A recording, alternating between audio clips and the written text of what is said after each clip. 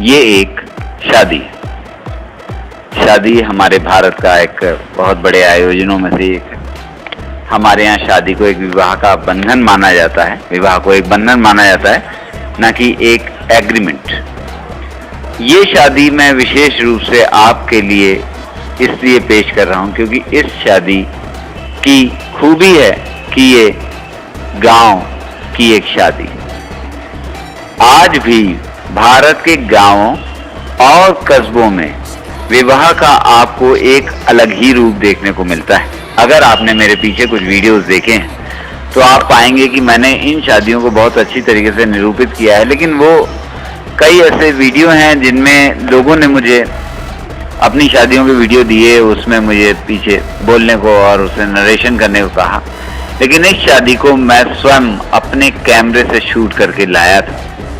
तो मैंने कहा कि मैं आपको कहीं बेहतर बता पाऊंगा, क्योंकि मेरा कैमरा जब शूट कर रहा था तो मेरे दिमाग में था क्या। लेकिन उससे पहले उनके भाई के साथ एक चुहल भरा इंटरव्यू सुनिए। सर, आपके भाई की शादी है, इस बारे में आपके क्या विचार? विचार बहुत बढ़िया है, क्योंकि मुझे खतरा आगे का महसूस हो रहा है। मन में लड्डू फूट रहा होगा। मन में लड्डू तो फूट ही रहा है। अच्छा, आप शादी की तैयारियों में कब से लगे हुए हैं? मैं शादी की तैयारी में 2-3 दिन से लगा हुआ हूँ। 2-3 दिन से लगा हुआ हूँ, ज़्यादा टाइम नहीं मिल पाया।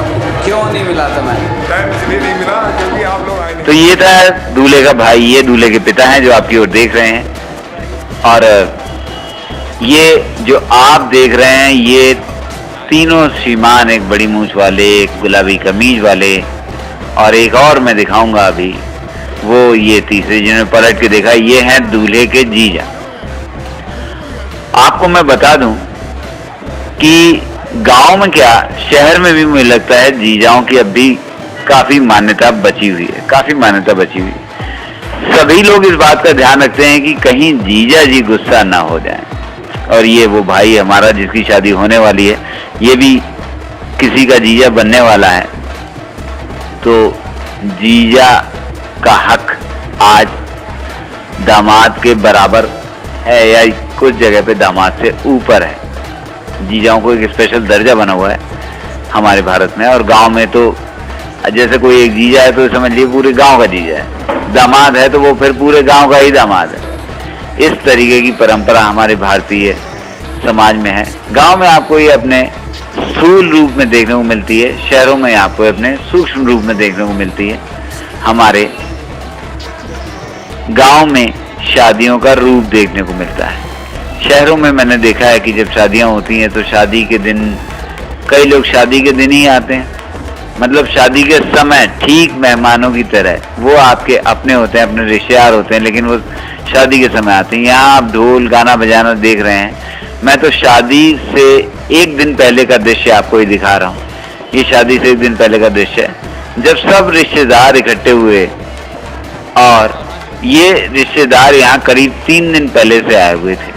इस अवधि को भी कमी कहेंगे, क्योंकि अगर आपके कोई रिश्तेदार या कोई जानने वालों का पृष्ठभूमि गांव से है तो आप पाएंगे कि गांव के लोग काफी दिन पहले शादी में इकट्ठे हो जाते हैं, साथ में मिलकर मौज मस्ती करते हैं। परिवार के लोग पुरानी यादें याद करते हैं, दूल्हे दुल्हन को छेड़ते हैं और शादी को एक त्योहार की तरह मनाते हैं।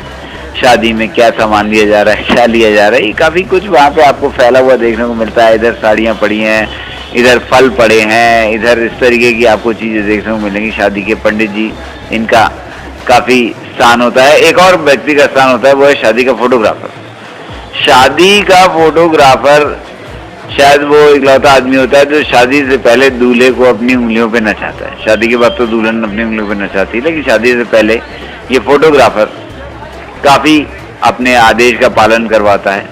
और फोटोग्राफर पे सबकी नजर रहती है, हमारा फोटो खिंचा कि नहीं खिंचा, देख लो भैया फोटो खिंच जाए कि ना खिंच जाए। अब तो कैमरों में मेमोरी कार्ड पड़ने लगे हैं, पहले मेमोरी कार्ड नहीं होते थे, पहले रीलें होती थी, तो एक अच्छा खासा खर्चा हो जाया करता था इस फोटोग्राफी के ऊपर। अब तो बहुत सारे फोटो जो अनुपयोगी लगते हैं वो डिलीट कर दिए जाते हैं, लेकिन फिर भी फोटोग्राफर का महत्व तो उनसे ज़रा भी कम नहीं हुआ है। फोटोग्राफर का ध्यान रखा जाता है कि भैया फोटोग्राफर साथ में रहे, वीडियोग्राफर साथ में रहे, और वो सभी पलों को, शादी के सभी पलों को पूरी तरीके से अपने कैमरे में कैद करता रहे, इस बात का ध्यान रखा जाता है। फोटोग्राफर आपको बताता है आपको कब, कहाँ, कैसे खड़े होना है, आपको क्या करना है, किस मुद्रा में, नहीं भैया हाथ लगाओ, जरा थाली को हाथ लगाओ, जरा माथे पे टीका लगाओ, इस तरीके के निर्देश वो आपको दे रही दूल्हे और दूल्हे की माँ है।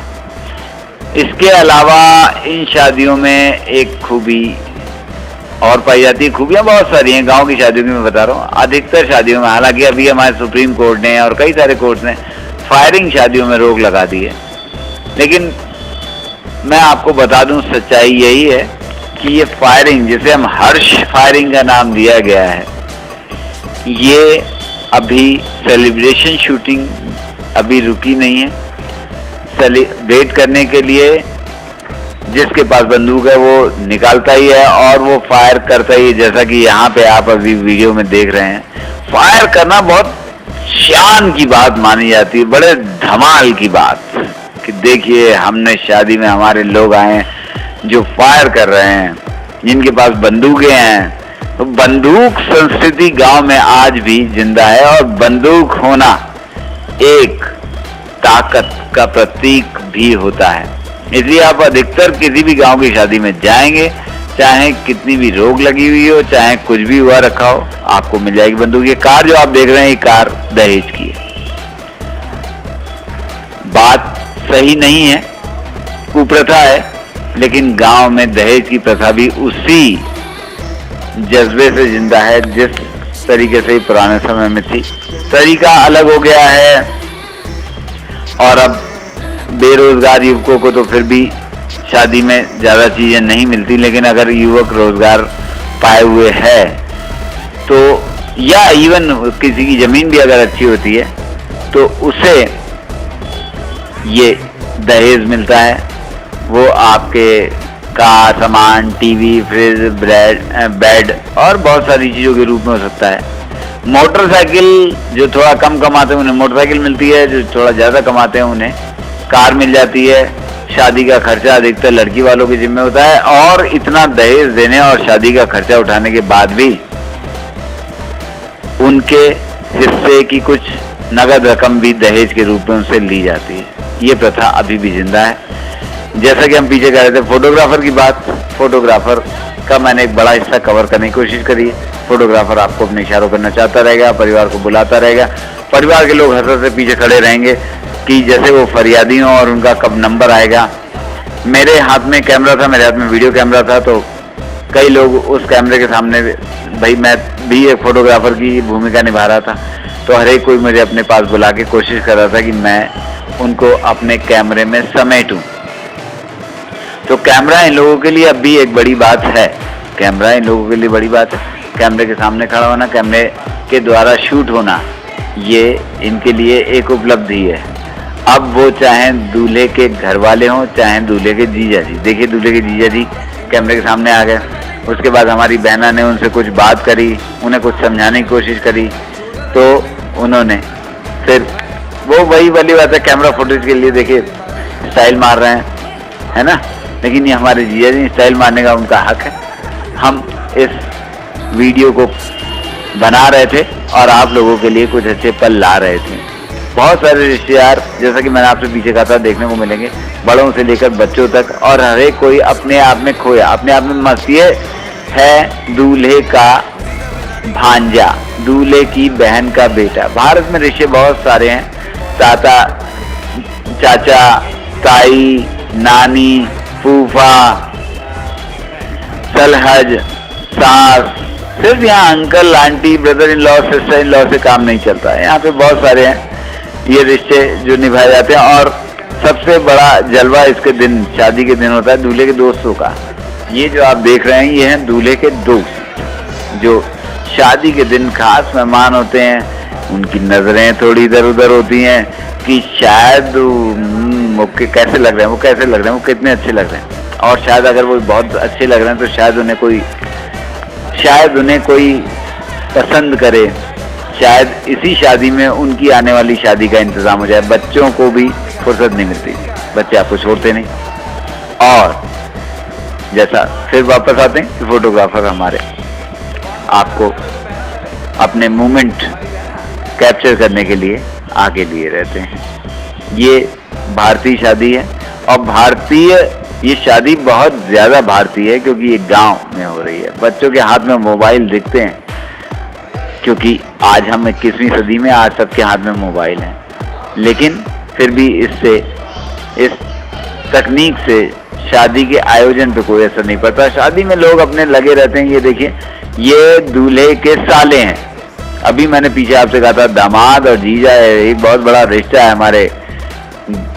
हमारे गांव की शादियों में, हमारे शहर की शादियों में भी बहुत बड़ा रिश्ता है। ये साले साहब फोटो खिंचवा रहे, एक वीडियो फोटो देने के लिए हमें रुके हैं। तो साले साहब हैं, हमारा भाई उनका जीजा है, तो वो उनके लिए खड़े हुए हैं। दूसरे एक और चीज जो महत्वपूर्ण है, पीछे आपने देखी थी दहेज की कार, लेकिन गाड़ी में आना भी एक उपलब्धि है। मतलब हम गाड़ी में आए हैं। गाड़ी में आने वाला ये बताने की कोशिश करता है।